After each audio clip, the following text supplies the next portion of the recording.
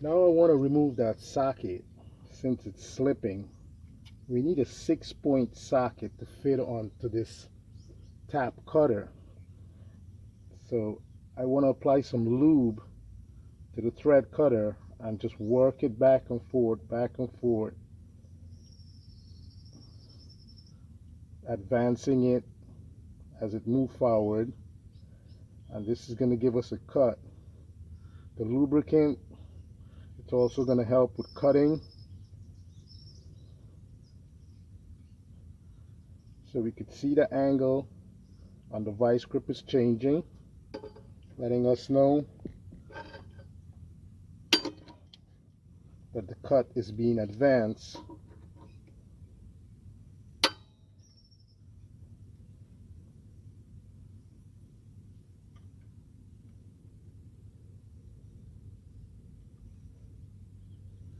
Now when you buy this tap cutter, you're going to get it in a kit, so you're going to have a tool that perfectly fits for the hand to maneuver it.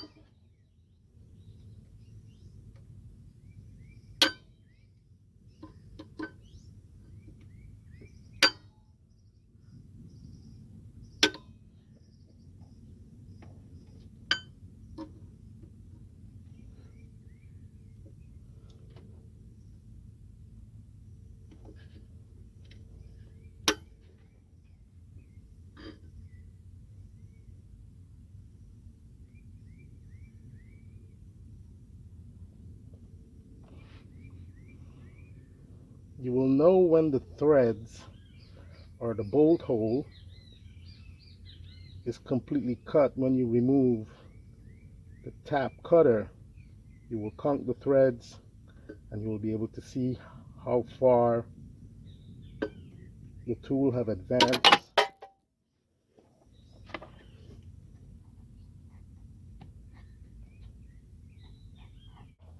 Okay, now I want to try a different method of approach. I'm using this pinion gear puller to see if I could just back off on the pulley approximately a half an inch, because the other end of this tool is near the AC condenser. So let's see what we could achieve here.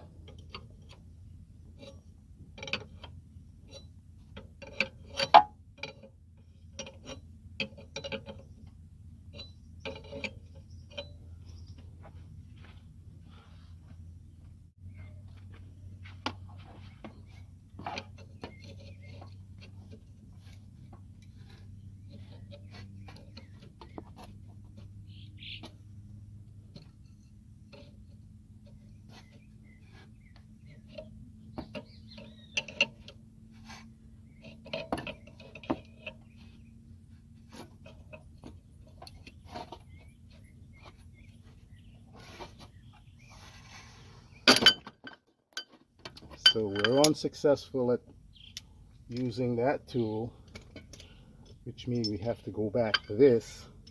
Using that tool is not possible because the casting on the pulley is cast iron and it's not capable of withstanding that kind of pressure. So we have to go back to those two bolts and this pulley tool. If those bolts fail that is currently made into the pulley, those holes, we're going to have to drill a size like this using a tap cutter of that size, creating a thread in a hole for a bolt this size, and use that application for pulling the pulley off. So once again, this is something you're going to encounter if you are removing a factory OEM pulley that is over 250,000 miles or 24 years of usage.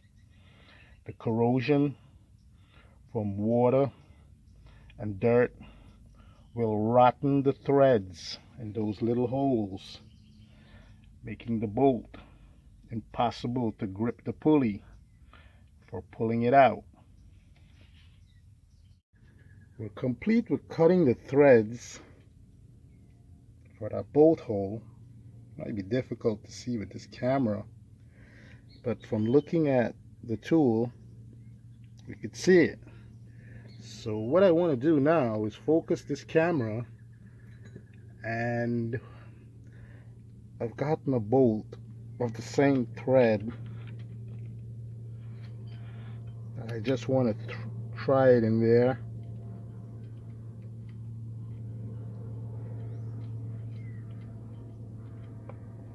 So you can see that fits.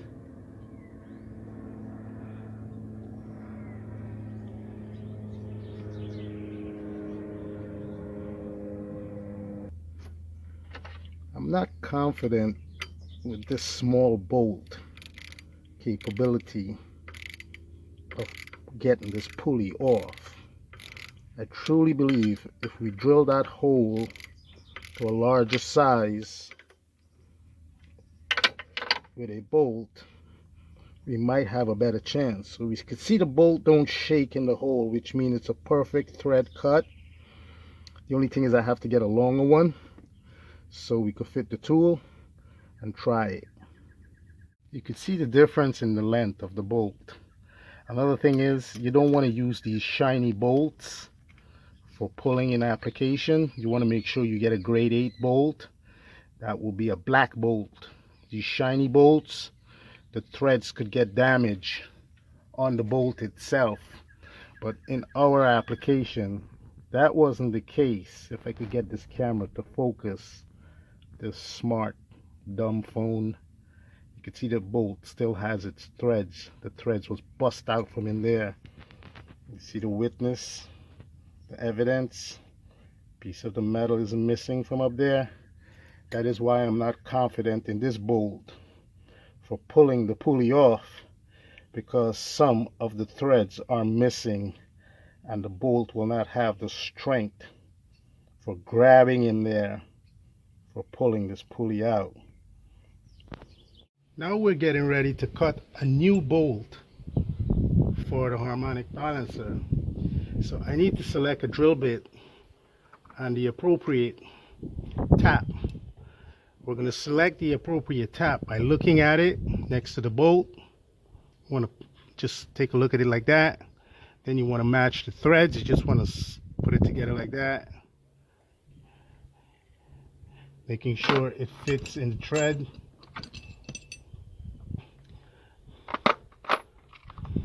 So we're going to be using this one because that one is too large. I'm going to place it like that. You can see the diameter is approximately the same. And just want to drop the threads like that. See how it fits? Perfect. So that's a perfect machine fit. Now what we need to do is we need to use this vernier, also known as a micrometer. I'm going to set it to 0.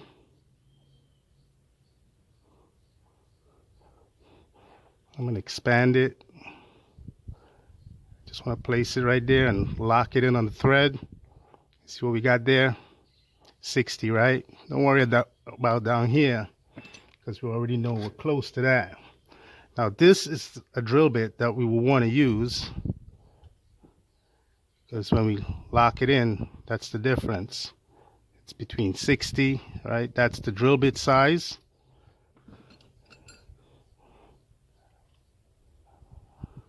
And that's the size of the bolt that we want to cut.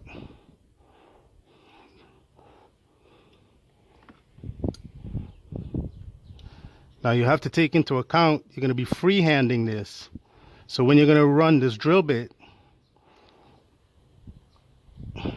it's going to be a little larger than the bolt. So we can see that's where the bolt is. So let's go with a smaller size because you want to get it as close as possible. So this is the perfect size. I'm not going to use this one. That's a little too large, too big.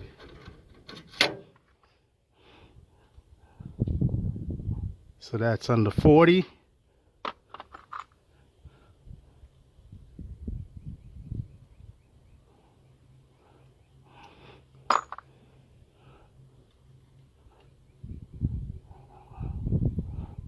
Okay, you get the idea.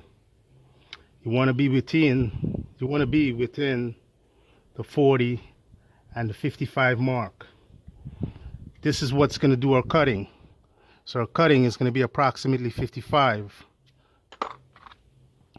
Our drilling is going to be approximately 45. But understand, when we're going to be working this drill, we're going to be freehanding it. So most likely it's going to end up in that area, which is perfect for the bolt size.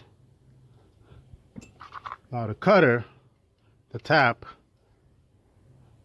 is all within specs. Can be perfect because you're going to be hand working this. It's not being cut with a Bridgeport or a drill press for precise, and it's not something that we're doing for heads or machine fitting. It's just for removing the pulley. So let's get to it.